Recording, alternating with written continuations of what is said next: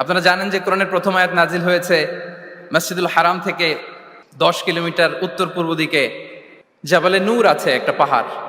634 metre উঁচুতে একটা cave আছে, গারে হেরা। ওই হেরা গুহায় শুরু হলো কোরআনের এই নাজিল হওয়ার প্রক্রিয়া। এরপর রাসূল সাল্লাল্লাহু আলাইহি ওয়াসাল্লাম মক্কা থেকে মদিনায় গেলেন, সেখানেও নাজিল হতে লাগলো। এই কোরআন কখনো নাজিল হয়েছে ঘরের ভেতরে, কোরআন কখনো নাজিল হয়েছে বাজারে, কোরআন কখনো নাজিল হয়েছে সফরে, এই কোরআন কখনো নাজিল হয়েছে যুদ্ধের ময়দানে, এই কোরআন কখনো নাজিল হয়েছে আল্লাহর আরশে। তার মানে রাসূল যেখানে, কোরআনও সেখানে। কতটা ইন্টারেক্টিভ কিতাব!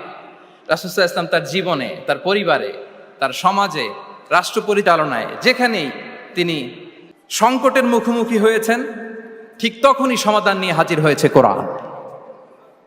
এজন্য এটা হচ্ছে the most interactive and relevant book to human being, সবচাইতে প্রাসঙ্গিক, জীবন ঘনিষ্ঠ একটা কিতাব।